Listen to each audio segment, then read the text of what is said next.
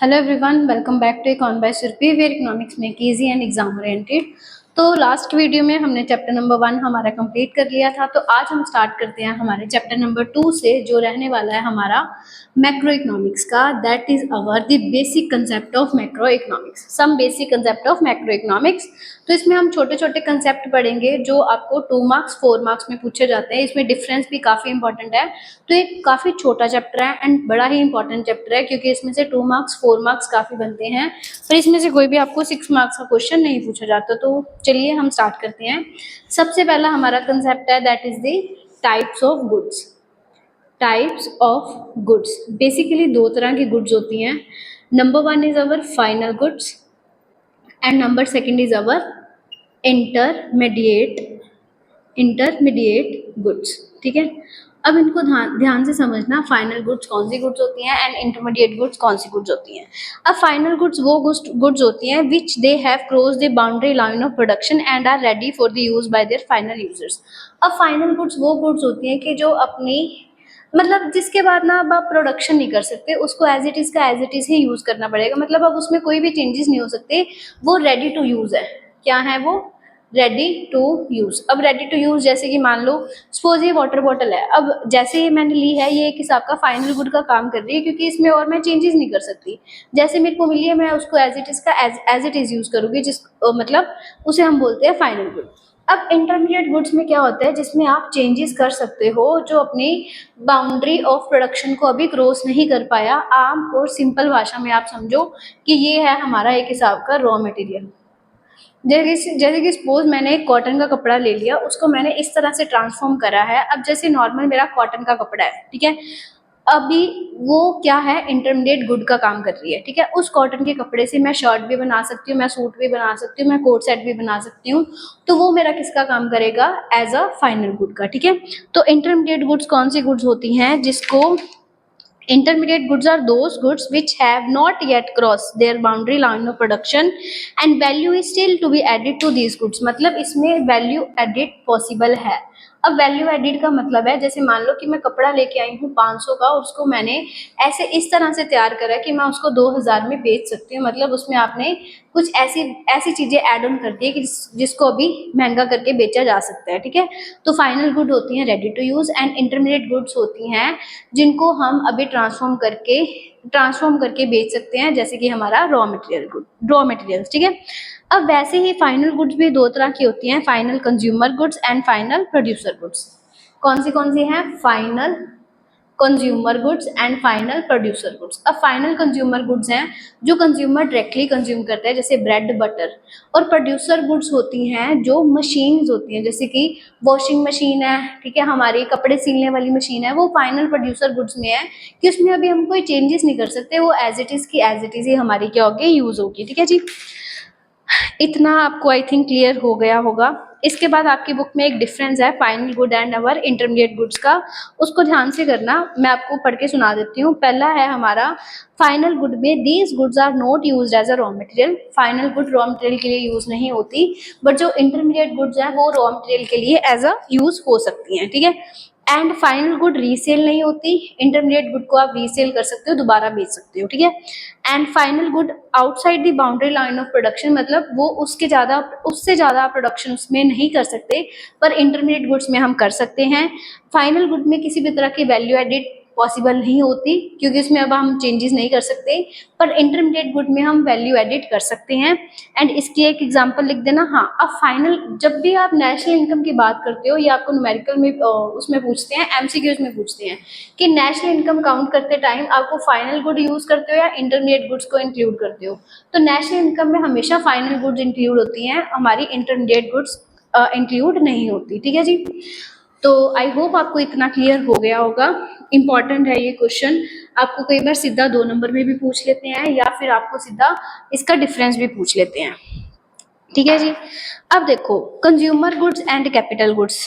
पहले मैं आपको बताती हूँ कंज्यूमर गुड्स कितने तरह की होती हैं।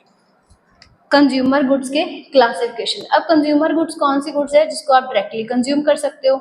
अब इसके क्लासिफिकेशन कौन से हैं, ये भी आपको 1-2 नंबर में आती होती है। एक होती है ड्यूरेबल, एक होती है सेमी ड्यूरेबल, एक होती है नॉन ड्यूरेबल, और एक होती है सर्विस। ड्यूरेबल होती है जो लंबे टाइम तक चलती है, अगर आपने एक बार चीज ले ली वो 10-15 साल चल जाती है, जैसे कि सोफा सेट हो गए, बेड्स हो गए, ये लंबे टाइम पीरियड तक चलती है। सेमी ड्यूरेबल होती है जो ले ली पर उसकी शेल्फ लाइफ ज्यादा लंबी नहीं होती, जैसे कि कपड़े हैं, ऐसा नहीं है 10-10 साल से आप वही कपड़े डाल रहे हो, मोबाइल फोन है 2-3 साल चल जाएगा बस, इससे ज्यादा नहीं। नॉन ड्यूरेबल होती है कि जो बहुत जल्दी खराब हो जाएगी, जैसे 2-3 दिन की शेल्फ लाइफ है, दूध है जल्दी खराब हो जाता है, ब्रेड है जल्दी खराब हो जाती है, उसको हम क्या बोलते हैं, non durable goods. And services में क्या आता है, या फिर single use consumption good, single use consumption good भी बोल सकते हैं। एंड सर्विस क्या होती है, सर्विस होती है नॉन मटेरियलिस्टिक गुड। जैसे कि अब मैं आपको लेक्चर दे रही हूँ ना, ये सर्विस है, टीचिंग सर्विस में आता है, डॉक्टर सर्विस में आती है, मतलब उसको आप देख नहीं सकते, जैसे मैं आपको पढ़ा रही हूँ, मैं आपको कुछ पैक करके तो नहीं दे रही ना, कुछ देखने वाली चीज तो नहीं दे रही, मैं आपको सिर्फ समझा रही हूँ। सैलून की सर्विस है, वो भी सर्विस सेक्टर में ही आता है। तो जो नॉन मटेरियलिस्टिक होता है नेचर में, उसको हम क्या बोलते हैं, सर्विसेज बोलते हैं। अब कैपिटल गुड्स कौन सी होती हैं, दो चीजें होती हैं, एक होती है कैपिटल गुड्स, एक होती है प्रोड्यूसर गुड्स। इसको ध्यान से समझना, ये वाला भी पेपर में क्वेश्चन आता होता है, ठीक है। और पेड बैचेस अभी भी चल रहे हैं, जो बच्चे इंटरेस्टेड हो ले सकते हैं, एंड अगर आपको इसमें कोई डाउट आ रहा है तो आप यहाँ भी पूछ सकते हो, ठीक है। अब क्या था हमारा, एक थी हमारी प्रोड्यूसर गुड और एक थी हमारी capital good. Capital good, producer good ये ना, ऑल रुको, कैपिटल गुड एंड मशीन बताती हूँ, capital good and capital good and all capital goods, all machines are not capital goods, ठीक है। कैपिटल गुड एंड मशीन ही लगा लो। कैपिटल गुड क्या होता है, कैपिटल गुड कोई मशीनरी है, कोई मशीन है, ठीक है, जो आपको कोई भी सिंपल भाषा में समझो तो आपको कोई अर्निंग क्रिएट करके दे रही है, आपको पैसा कमा के दे रही है, वो क्या है आपकी कैपिटल गुड। अब मशीनरी क्या है, मशीनरी तो आप समझते हो जिससे आप कोई फर्दर प्रोडक्शन कर सकते हो, जैसे कि मान लो एक कार है, ठीक है, कार है, वो कार एज अ मैंने एज अ कैब की कंपनी में डाल रखी है, सपोज मैंने ओला में ये डाल रखी है अपनी कार को, तो ये कार है, वो कार मेरे को अर्न करके दे रही है, तो वो मेरे किस में आ गई, कैपिटल गुड में। और यही कार मैंने खुद के यूज के लिए रखी हुई है, ठीक है, वो किस में आ गई, हमारी मशीनरी में। तो ध्यान से सुनना, all machines are not capital goods but all capital goods are machine. सारी मशीनें कैपिटल गुड्स नहीं होती, पर सारी कैपिटल गुड्स मशीनें होती हैं। जैसे कि मान लो आपके घर पे वॉशिंग मशीन है, अब ऐसे तो नहीं है कि वॉशिंग मशीन आपने लोगों के लिए रखी हुई है, कोई भी बाहर से आया आपकी मशीन में कपड़े धो जाए, नहीं ना, है तो वो मशीन, वो मैंने अपने पर्सनल यूज के लिए रखी हुई है। और अगर वही, अगर सपोज मेरा धोबी का काम है तो उसमें तो मैं लोगों के कपड़े धो ही रही हूँ ना, मतलब वो तो मेरे को कमा के दे ही रही है ना। तो अगर कोई मशीनरी आपको कुछ अर्न करके दे रही है, मतलब आपकी एसेट का काम कर रही है, तो उसको हम क्या बोलते हैं, कैपिटल गुड। और अगर आपने वो अपने यूज के लिए रखी हुई है तो उसको तो हम सिंपल क्या बोलते हैं, मशीनरी बोलते हैं, ठीक है। अब देखो नेक्स्ट है हमारा इन्वेस्टमेंट। इन्वेस्टमेंट क्या होता है, investment refers to the increase in the stock of the capital. Investment कहीं पे इन्वेस्ट करना, जहां मतलब उस जगह पे इन्वेस्ट करना जिससे आपके किसी भी तरह के स्टॉक में इंक्रीज हो रही है। दो तरह की इन्वेस्टमेंट होती है, number one is our fixed investment and number second is our inventory investment. Fixed investment होती है जो आप किसी भी तरह की कैपिटल गुड, मतलब फिक्स्ड कैपिटल गुड पे लगाते हो, जैसे मैंने कोई मशीन ले ली, मैंने कोई लैंड ले ली, वो मेरी क्या किस में आएगी, फिक्स्ड में। एंड जो हमारी इन्वेंट्री है, इन्वेंट्री में क्या होता है कि इन्वेंट्री इन्वेस्टमेंट में क्या क्या आता है, at the point of a time producer have some, हाँ, जैसे कि कोई अनसोल्ड गुड है, कोई सेमी फिनिश्ड गुड है, कोई रॉ, मतलब जो चेंजेस आते रहते हैं, जैसे कि मैंने रॉ मटेरियल मंगवा लिया, हफ्ते का मंगवा लिया, 2 दिन का मंगवा लिया, वो मेरी किस में आएगी, इन्वेंट्री इन्वेस्टमेंट में, ठीक है जी।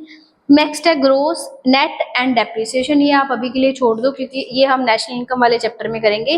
Most most most important concept है, लिख लो, आपको पेपर में आना ही आना है, that is our difference between the stock and flow.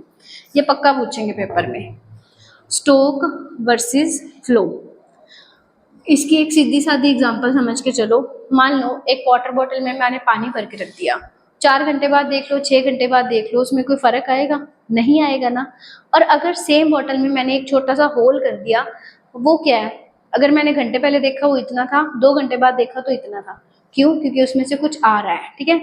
अब स्टॉक क्या होता है? स्टॉक एक वो क्वांटिटी होती है जो मेजर्ड होती है at a particular point of time, particular point of time, इसमें ये निशानी रखना, पर्टिकुलर पॉइंट ऑफ टाइम। पर जो फ्लो है, फ्लो कैसे मेजर होता है? फ्लो होता है हमारा स्पेसिफिक पीरियड ऑफ टाइम। अब इन दोनों में डिफरेंस है, specific period of time. Stock क्या होता है? स्टैटिक होता है। स्टैटिक का मतलब है जिसमें कोई चेंजेस नहीं आते। एंड फ्लो का मतलब है ये डायनेमिक होता है। डायनेमिक का मतलब है 2 घंटे पहले इतना था, 4 घंटे बाद वो इतना हो गया, मतलब उसमें से कुछ ना कुछ मतलब वो पानी थोड़ा थोड़ा करके बाहर आ रहा है, ठीक है। अब देखो स्टॉक में क्या होता है, stock is a quantity measured eight a particular point of time. वो कहता है कि जैसे मान लो कि जनवरी 1 में आपके बैंक में इतने पैसे हैं। और फ्लो की एग्जांपल क्या आ जाएगी कि जैसे कि मैंने आपको अभी दी ना, अब ये वाली एग्जांपल याद रखना, टंकी वाली एग्जांपल याद रखना समझने के लिए, पेपर में मत लिखना टंकी वाली। अब जो आपकी वेल्थ है वो आपकी स्टॉक में जाएगी, पर जो आपकी इनकम है जिसमें चेंजेस होते रहते हैं, आपके एक्सपेंडिचर है जिसमें चेंजेस होते रहते हैं, वो किस में जाएगा? फ्लो में। वेल्थ है, कैपिटल है, वाटर इन ओवरहेड टैंक लिख सकते हो, लिखी हुई है। टंकी में पानी पड़ा है, वो आपका किस में जाएगा? स्टॉक में। एंड फ्लो में किस में जाएगा? Leakage of the water from the overhead tank की थोड़ी थोड़ी लीकेज हो रही है, ठीक है जी। स्टॉक हो गया, फ्लो हो गया, पर्टिकुलर पॉइंट ऑफ टाइम है, स्टैटिक है, ये इजीली चेंज नहीं होती, स्पेसिफिक पीरियड ऑफ टाइम, ये डायनेमिक है। और इसके एग्जांपल इसके एग्जांपल ये भी आपको पेपर में पूछते हैं। और इसके अलावा हाँ, ये अब आपका सारा चैप्टर डन है। अगर आपको इसमें भी कोई डाउट हो तो आप मेरे से पूछ लेना। एंड लाइक कमेंट करना मत भूलना, अपना फीडबैक ज़रूर देना। मैं ट्राई करूँगी कि जितनी जल्दी से जल्दी आपका सिलेबस करवा पाऊँ। एंड मिलते हैं नेक्स्ट वीडियो में। Keep learning, keep sharing, and कोई भी डाउट हो आप मेरे से पूछ सकते हो।